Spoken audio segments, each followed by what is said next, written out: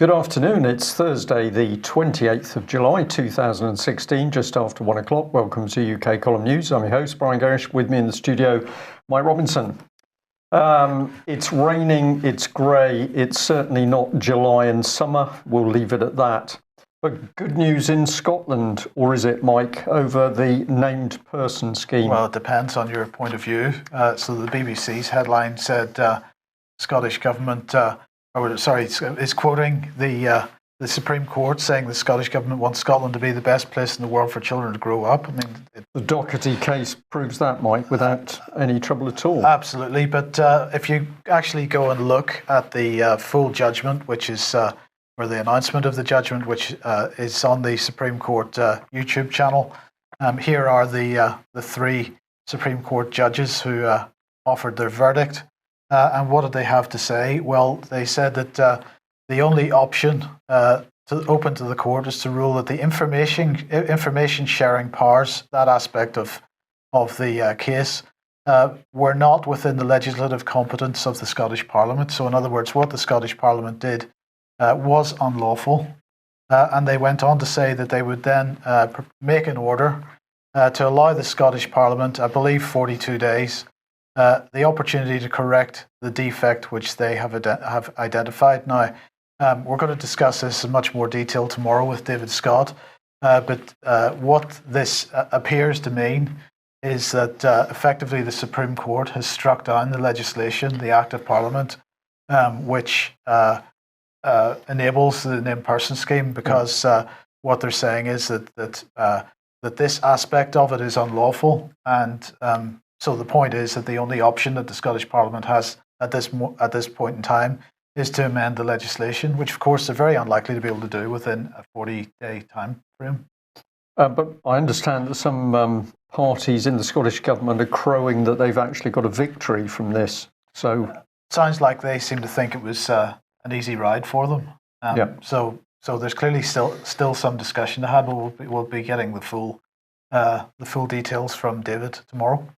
Okay, well, we'll watch that one. I'll just say, isn't it nice to see men and women dressed sensibly within the court system? I've got to say that. They're wearing their suits and appropriate attire, no wigs or anything relating to ancient customs. That's about as polite as I can put that. Well, interesting that Ms. Goddard is back in the news, and a number of the papers picking up on the fact that the Goddard child abuse inquiry has now spent a mere £18 million, but has not taken a single word of evidence from child abuse survivors. So this is remarkable stuff. We've got Goddard on her chairman's salary of £360,000 plus £110,000 a year rental support she gets, and she's now saying she's going to take 5 years, but other people involved with the inquiry are saying this is going to go to 10 years. But if you're on that sort of gravy train, Mike, presumably that decision of 10 years is interesting. This is fascinating. Apparently Goddard says that the key investigation within her inquiry is Lord Janner. So as we'll see in a minute, they're getting a lot of other information coming forward, but apparently it's Lord Janner. Have we been unkind to Lord Janner? And there's a truth project proposed within her inquiry where victim statements are going to be made, but of course those are all going to be made in secret. So those can be nicely packaged up and swept away under the carpet without any trouble. Interesting to see Daily Mail reporting that she was ranked 63rd of 63 New Zealand judges. Now, UK Column and other media outlets were reporting this some time ago. Daily Mail catching up on the reality of the poor performance of this woman. And here we are, 100 new allegations a week, and 25% of those apparently are being put back to the police, which will be useful because the police can then fail to investigate or cover them up. Nice little circular arrangement going on here, Mike. So this is Chilcot on steroids then? Chilcot on steroids, yeah. So if we have a look at that in the bigger picture sense, we'll bring Goddard back in centre screen. There she is. She looks a bit concerned how she's going to spend that £470,000 a year. I expect she'll make it. Now, she's got a friend unleashed in Scotland because, of course, Ms O'Brien recently stepped down as chair of the Scottish Child Abuse Inquiry because she said the Scottish government was interfering with the inquiry. So what's happened in Scotland, we've selected another reliable, independent judge. Few questions about her performance, but we'll talk about that another time. And we just remind people, of course, this is Scotland, where if you report paedophiles, the state responds by taking your children away. And we're very interested that clearly there are members of Police Scotland who are deeply unhappy with what has happened to the Doherty family. Wall of silence there I've put in by the Scottish Government. Remember, for Goddard, she is not interested in talking to key people like Melanie Shaw, whose testimony then expanded to 8 or 9 children's home. We don't want Melanie anywhere near this inquiry. We prefer to have her where she is, which is in solitary confinement, back in prison. Where she can't speak to anybody? Can't speak to anybody, can't receive mail, can't get her telephone calls through. So clearly she's not going to be any damage to the British establishment. And then we'll add to that by bringing in our very brave Met Police whistleblower. And if you haven't heard this interview, it's available on the front page of the UK Column website. And this man really takes the lid off the whole system because he exposes the fact that the police, politicians, Westminster, the establishment have known about the true industrial scale of abuse of children for decades. And what they have consistently done is covered up, protected those involved in it. And of course, they have harassed and bullied the whistleblowers coming forward. Please listen to the interview. And I'll also say to those of you who have listened to the interview with that extremely courageous Metropolitan Police officer, he needs your help. If you've heard the interview and you haven't written an email, you haven't picked up the telephone, or you haven't written a letter to Theresa May as Prime Minister, or your Member of Parliament, or the Minister for Policing, then you are not supporting this policeman. We should have tens of thousands of members of the public standing up to put their weight behind this very brave individual, because it's only the exposure coming from inside these organisations which is going to fully expose the criminal elite which are running the country. And completely agree with that. Can I just add that, of course, sharing this on Facebook is not enough. You've got to take the action that Brian's talking about. But if you haven't shared it on Facebook, if you've only liked it on Facebook, then of course that doesn't distribute the video. You've got to share it in order for your friends to see it. So please do that at the very least. Please do that. And as always, your language in any communication needs to be polite, reasonable, but very firm. You're not going to be fobbed off by a wall of silence. Questions need to be asked, and you need to get your support in behind this man. If we support these very, very brave people coming forward, more are going to come forward, and then we are going to start to bring this corrupt criminal house of cards down before they start World War III. Which brings us to Operation Step Eagle. This is it's a NATO exercise. It's a peacekeeping exercise, of course, an international peacekeeping exercise. And this is the second stage, which has been taking place in the United Kingdom. The first stage took place in Kazakhstan at the Illiski Training Center. This one is taking place at the Stanford Training Center, and it has brought together military experts from Kazakhstan, the UK, the United States, Tajikistan, and Kyrgyzstan. And it has proven apparently to be an efficient tool of development of the Kazakhstan Armed Forces and its peacekeeping potential. And they are also being complemented by other nations such as Turkey, Germany, and France. And the exercise helps to upgrade the professional level of Kazakhstan peacekeepers. So that's got to be good. Well, I don't think so at all, Mike. I think it's extremely dangerous. This is the internationalist military policy that we've been hearing about. David Cameron putting this together in the background. But what's really going on here is we've got City of London, Britain, combined with the Americans now starting to train up mercenary forces, because these are going to be overseas armies that are going to be used to do the bidding of the criminal cartel in the US and the UK. So it's pretty easy to see this picture coming together. Yeah. And we can add to it because thank you very much to the person in Holland that alerted us to this Breitbart article. This is from the beginning of the year. We missed it originally. Sweden's army chief warns of World War III inside Europe within a few years. And he told his troops, this is General Anders Brandstrom, he said to his troops, expect to be fighting a war in Europe against skilled opponents within a few years. And one of the key statements he made is the global environment we are experiencing, which is also demonstrated by strategic decisions taken by politicians, leads us to the conclusion we could be at war within a few years. So this man's pretty sure he knows what he's looking at. And of course, he's directly pointing a finger at the politicians. So let's bring in a British Admiral. Here he is, Rear Admiral Chris Parry. And the same source said to us, you need to read these two articles together. And the person is absolutely right. So we've got Rear Admiral Chris Parry, CBE, and his amazing crystal ball, Mike. Because he was warning that there was the potential for Islamist raids on European islands. And we'll have a look at this. He apparently warned in a government paper in 1990. Now, that's the date given. I'm going to accept it. But nevertheless, we know that he's made statements. I'm just a little bit suspicious about that actual date. He said Islam would replace communism as the main threat against the West. And he accurately predicted the collapse of African and Arab nations during the so-called Arab Spring. And it gets better because we'll put this in.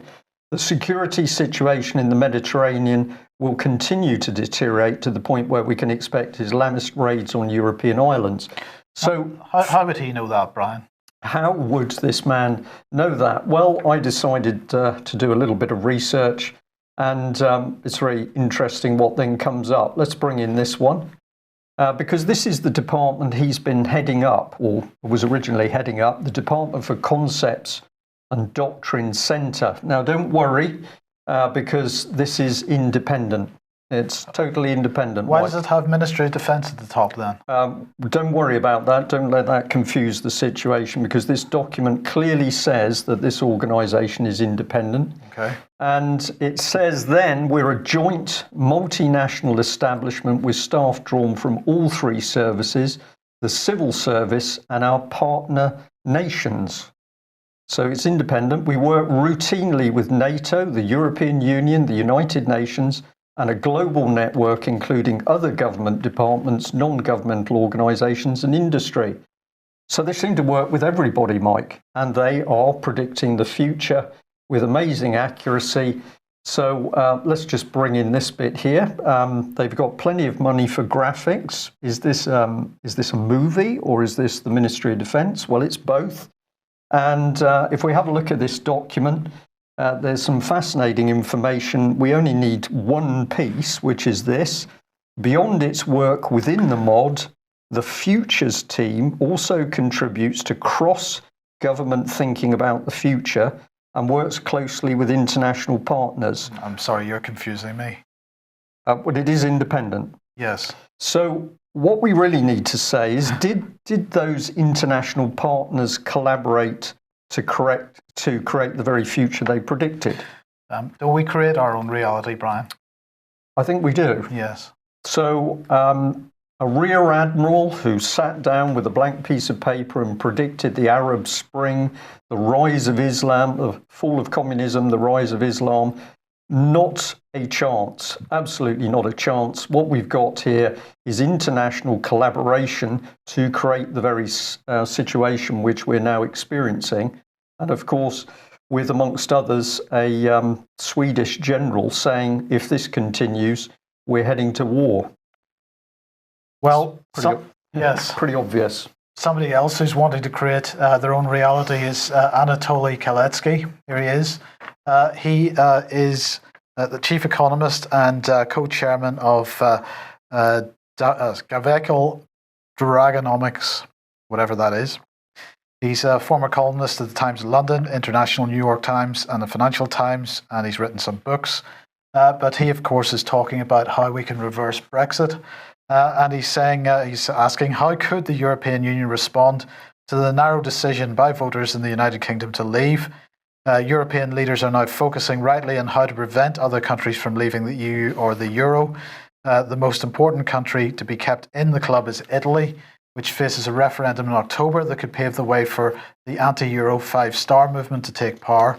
And he goes on to say Brexit has turned leave into a realistic option in every other European country. And he asks, can the genie of disintegration be put back in the bottle? And he says that the way to do that is by persuading British voters to change their minds. He says the way to do that is not to ignore British voters, but to show genuine respect for democracy.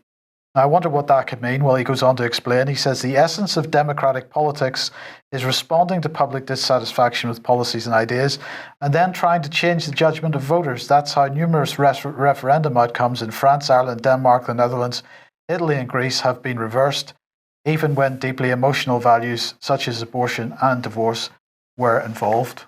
So there we go. We're going to respect democracy by ignoring the will of the people and just bombarding them with propaganda until we can change their minds. Sounds a good scheme. Well, let's have a look at this, because the cracks in the EU are clearly growing. And of course, we've got announcements now that Catalonia has decided it wants to break away from Spain. Scottish model being quoted here, but it's very interesting to see what's being said. So these are comments by the Catalan Foreign Affairs Minister Paul Romeva, if I pronounced that correctly. Members of the Catalan Parliament defied the Spanish government yesterday as they voted 70-11 in favour of creating an independent Catalan state. And this is the quote from the gentleman: "We have always said that we would have preferred a Scottish-type scenario," well, obviously a bit of education required there, "where we could negotiate with the state and hold a coordinated and democratic referendum."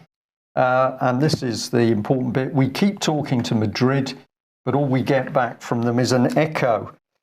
So very interesting times as we start to see other groups within nation states start to say, well, we can't get any sense out of our government, so the only thing is to go it alone. We've got a breakdown of European nation states now. Is that divide and rule, Mike, or is that a further step towards city regions, do you think? Well, Catalonia has been, this has been a centre for this type of separatism for a long time. Now, I'm not saying they're wrong in this, but on the other hand, you're absolutely right. We're seeing this breakdown of the nation state into smaller and smaller chunks, this regionalisation. And it does worry me. This goes for Cornwall as well, with the people that are aiming for independence for Cornwall, that this is kind of falling into a trap in some ways.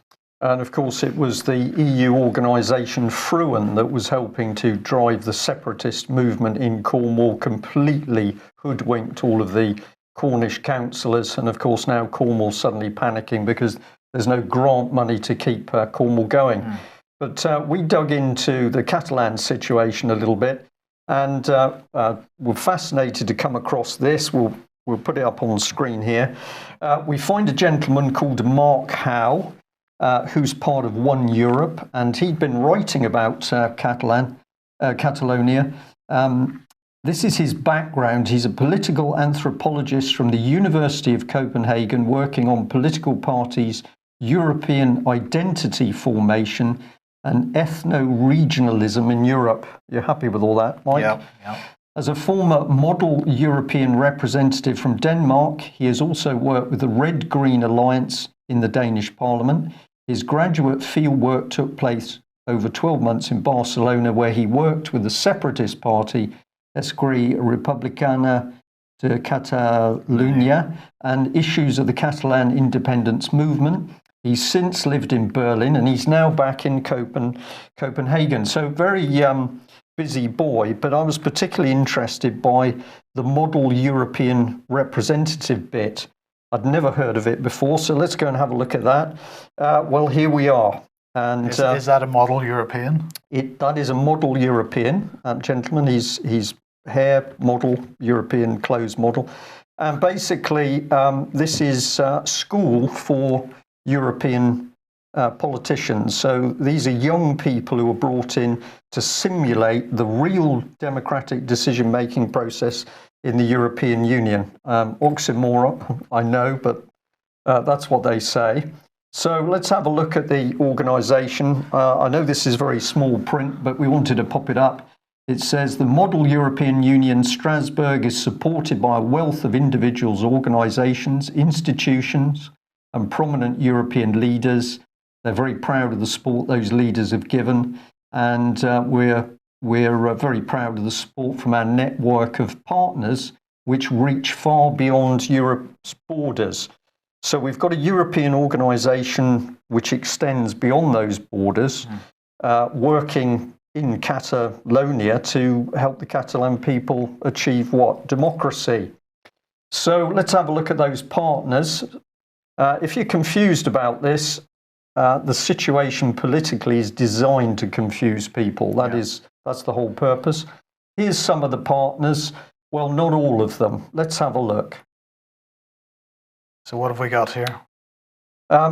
Most of these, Mike, I don't recognise at all. And as you will see, there are literally so many of them. We have to say, who are these organisations? Who funds them? And what are their true political objectives?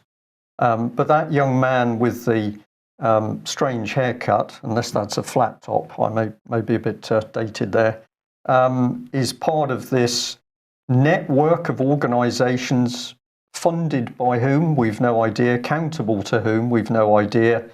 What is their political agenda? So this is what the European Union is really about. What you see in Brussels is not the thing that's driving the agenda under the surface. Spectacular list and some spectacular logos in that, and a lot of them look like they're youth-related organisations. Indeed, youth-related, and of course the overwhelming view of those logos is very childish, cartoon-like, yes, which I always regard as significant. Well, yesterday, Theresa May, our new illustrious Prime Minister, was in Italy. There she is with Prime Minister Matteo Renzi in Rome. And doesn't she look fetching? Well, what did she have to say? Well, she once again reinforced the fact that the UK is still a member of the European Union. And she said, of course, as long as we remain in the EU, we will respect the rights and obligations of EU membership. And it's the obligations that are of particular note. She's truly horrible, this woman, Mike, yes, because the deceit, as we said, the monarch butterflies that flutter out of her mouth with the propaganda is truly astonishing. Absolutely. And of course, she went on to remind us that TTIP is right at the centre of Britain's policy agenda. I have assured the Italian Prime Minister today that the UK will continue to be a strong voice for international free trade.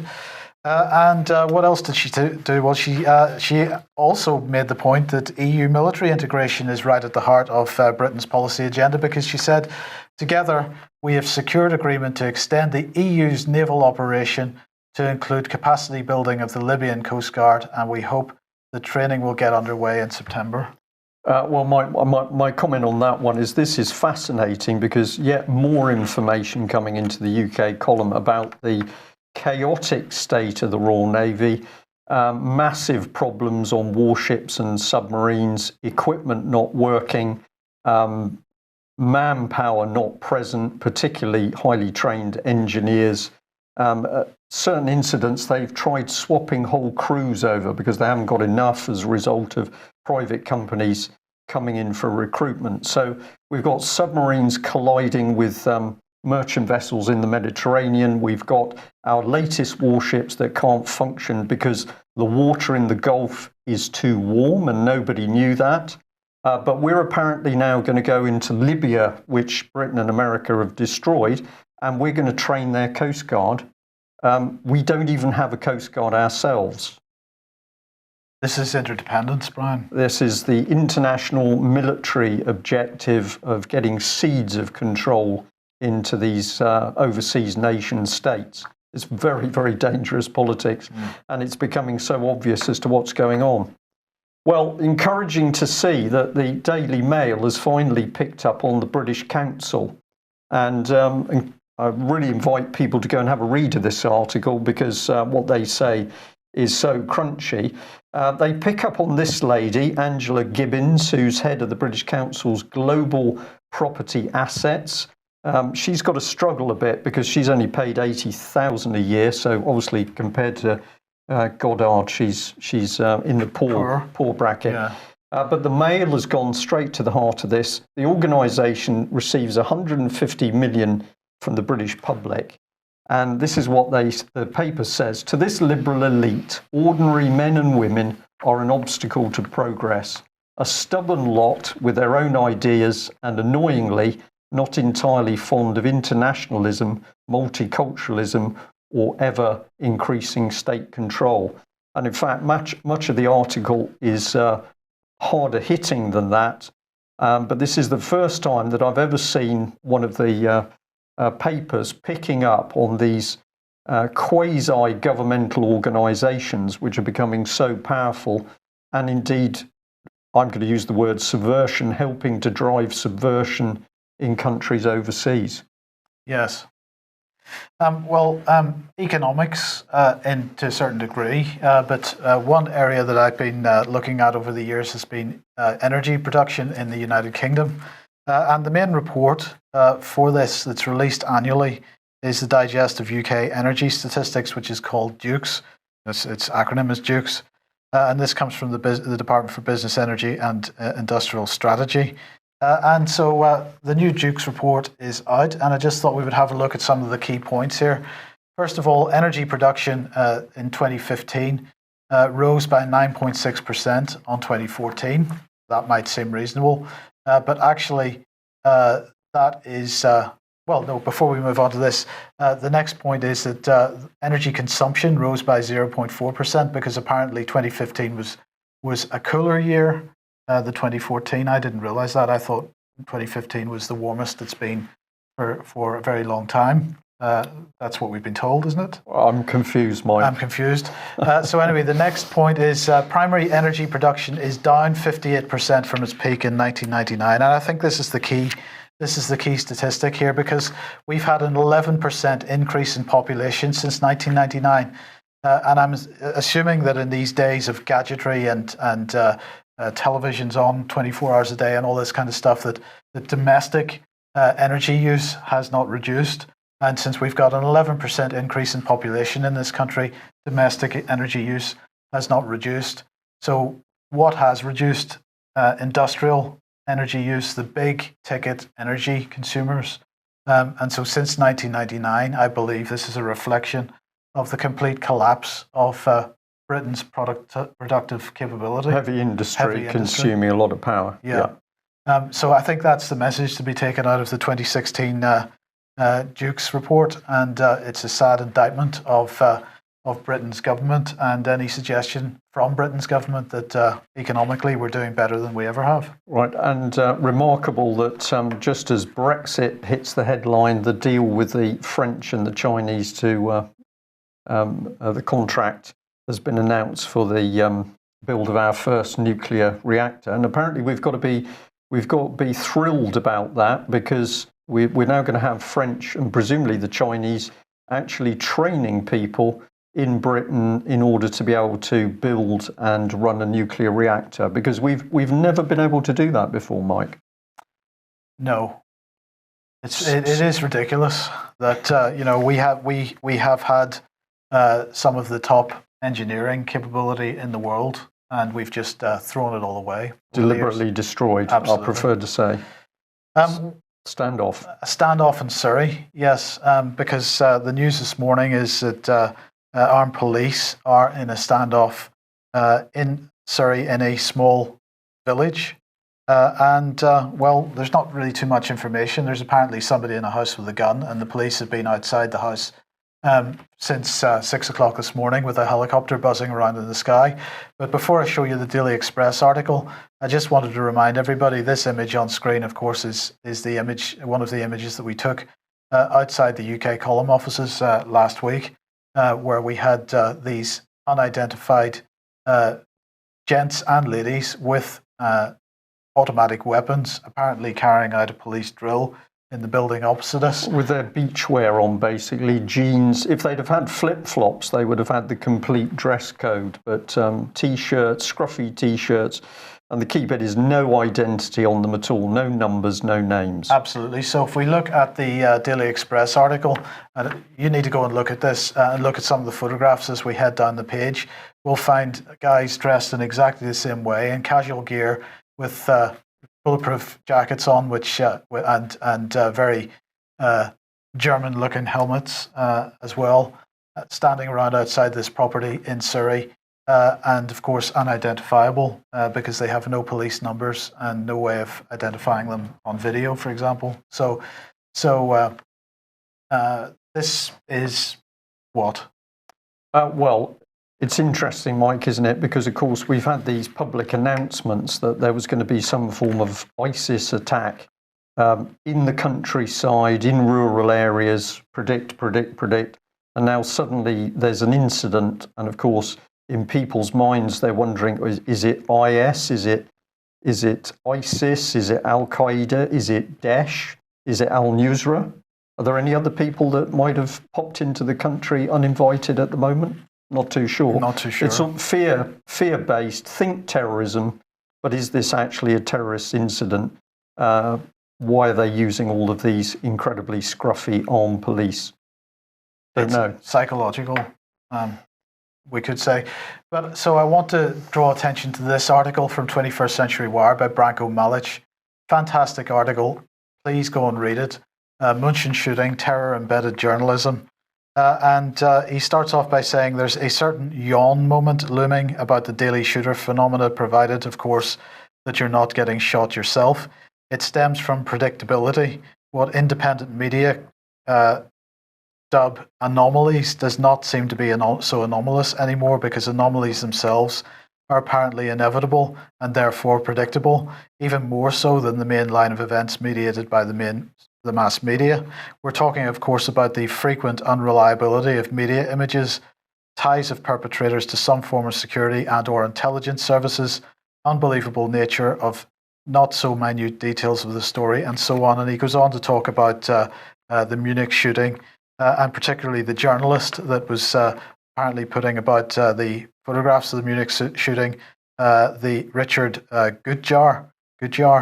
And of course, this is the same Richard Gutjahr that happened to be putting the, let's put his photograph up, happened to be putting out the images of the Nice atrocity in inverted commas. So that's quite a statistic, isn't it? On one occasion, you're in Germany and you are there on the spot as a terrorist incident happens, and then you just happen to pop across into France and you're on the spot for the next one. Absolutely. Now, just put that back up again, Theo, please. So the key point, one of the points that he makes here is, of course, Cynthia McKinney pointed this business out with Gutjahr, but of course she didn't check whether the photographs that he had put out about the Munich event were actually taken by Gutjahr himself. And then she tweeted out, the same Israeli photographer captures Nice and Munich tragedies. How likely is that? Remember the dancing Israelis. And so he's making the point that she didn't check her facts before she put that out. But then he goes on to make the point that although he didn't take those photographs himself, he still mediated them. And moreover, although he's a professional journalist, he didn't act during his working hours. He wasn't during his working time, but in his free time. And so he was implying he was a citizen journalist. So that's a bit of sort of disinformation as well. So, and then he ends up by saying the usual slur about conspiracy theorists is that they pathologically abhor accident, i.e. unpredictability of reality. And he says, yet if we observe these series of terror events, at least from the Orlando shooting up to the latest calamity, nothing seems to be accidental anymore, even in the face of the people that are relating these events to us. So go and read this. You've got to understand the points that he's making. I think we've all got to understand those points if we're going to make sense of what's going on around us. And of course, we ought to also point out that the BBC instantly used the film footage from this gentleman, and that was then pushed out. Trust us with the BBC as factual information without any question. So there's a lot of questions to be asked about these incidents. But what we do seem to see at the moment is that the British government is going to continue to push a fear agenda in order to implement further close down on freedoms in UK and to introduce more armed police or men in T-shirts on British streets. So it's getting dangerous, I think, at this present time. Well, that's it for our news today. As Mike has said, we'll have David Scott on tomorrow, who will give us a more in-depth update on the result of the court judgment for the named person scheme. I'd like to thank everybody who's supporting us at the moment. If you're not already a supporter or subscriber, please consider doing that. We need your help to do what we do. And I will say once again that the Metropolitan Police officer who was brave enough to really take the lid off the cover-up of child abuse by the Metropolitan Police, members of Parliament, local authorities, social services, and indeed some of the charities, that gentleman needs our full public support to ensure that he is not crushed in the system as a whistleblower. And of course, while I say that, Melanie Shaw, as a child abuse whistleblower, is now in her 8th week of imprisonment. And as Mike has said, she's effectively in solitary confinement again. And for some strange reason, she doesn't seem to be receiving mail and she hasn't been able to make any telephone calls out. We still don't know whether she's been sentenced and is in prison or is on some form of remand. But of course, if she's on remand, she should be easily entitled to visits. So something extremely dirty happening around Melanie Shaw. What's the reason? Because she is the evidence of the British state's cover-up of child abuse. We'll end there. Thanks very much for joining us. We'll be back at the same time tomorrow. Bye-bye. Bye-bye.